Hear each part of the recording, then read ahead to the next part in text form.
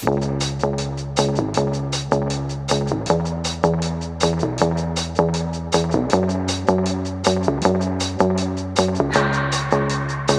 keep my hands on myself.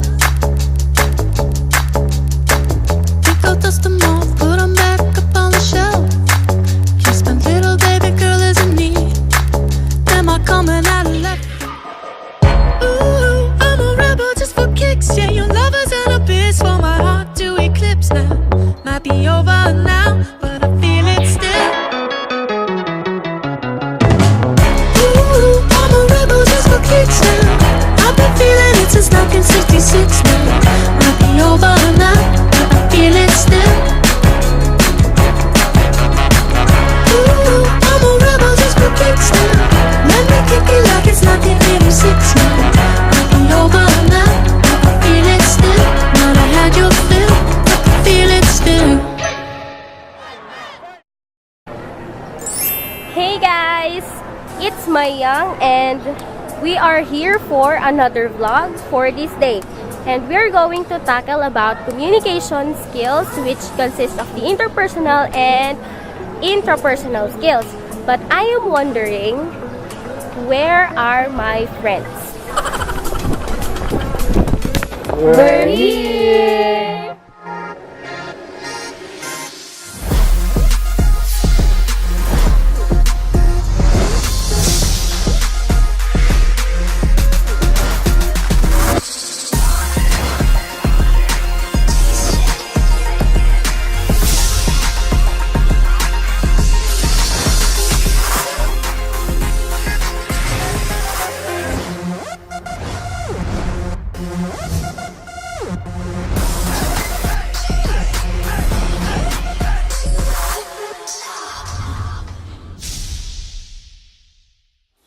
In this vlog, we are going to interview 3 professionals in which their work is related to our strand, which is accountancy, business, and management.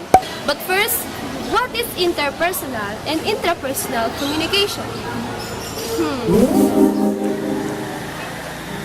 Few inches later.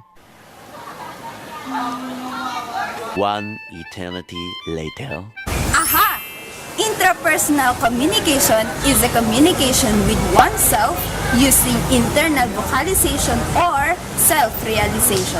Like any other forms of communication, intrapersonal communication is usually triggered by internal or external stimulus. Lastly, intrapersonal communication happens only inside our heads. Interpersonal communication is a process by which people exchange messages, ideas, and feelings through verbal and non-verbal action.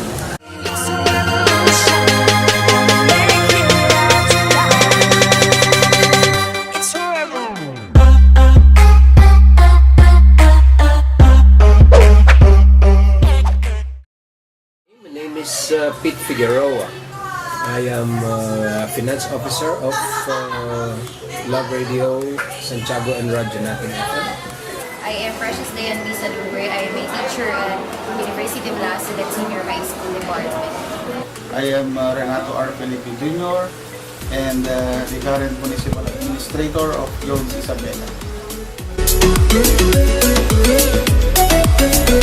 Communication is very important because it is the medium of expression that we use, especially when we convey our instruction to our subordinates. Communication is very important, especially here because we are working on a radio station, and the radio station, of course, is a source of information. Therefore, it is very important that communication should be clear. Communication should be addressing the need of those who are listening to us. We cannot work without communication because in the nature of my work, exchange of ideas is necessary and important. Well, as a teacher, communication is very much important because technically and practically speaking, you cannot teach without communication. Of course not. I don't see any kind of profession that would not require effective communication, especially if you are in business. Chain of command, of course, the station should always be managed by the station manager. The station manager happens to be the boss of everyone, and she's the one who's running practically all of the aspects of the broadcasting business. Chain of command is normally observed when there is an employer-employee relationship, and there is a top management and its subordinates.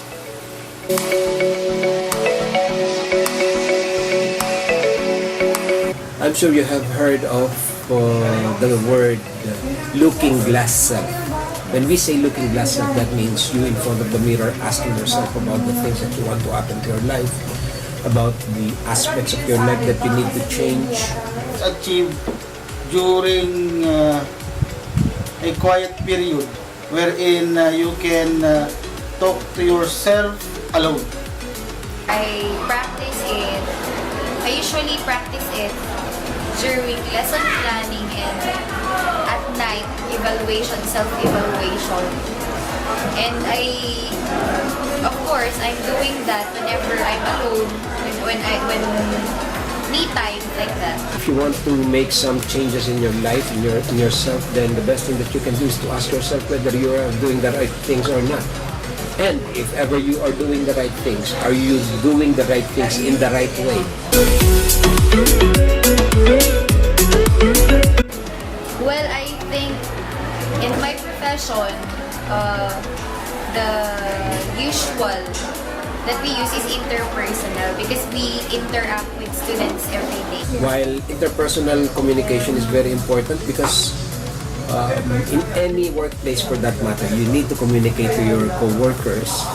You need to express whatever it is that you need, whatever it is that you feel, because, without open communication, then there will be a lot of confusions, there will be a lot of misunderstandings. One way of improving it is to read leadership books and attend seminars and conventions. You need to talk to your clients. You need to talk to and who are your clients, by the way? Who are your customers? Customers in business are not limited to those who are utilizing your products or services. But we have these internal customers. We are customers to each other. Those people who are working in a company are customers to each other. While interpersonal, it should always be used because that's a part of the business, First, we have to determine the nature or the origin of the conflict. If it is work-related, then we have to refer that to our human resource management. But if it is purely personal,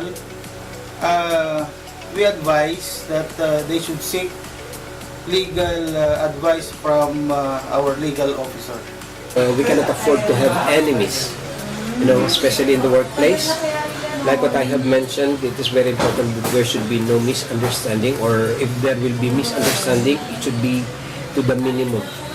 To be clear that we are doing things just because we are working, not because we are doing things because of personal reasons.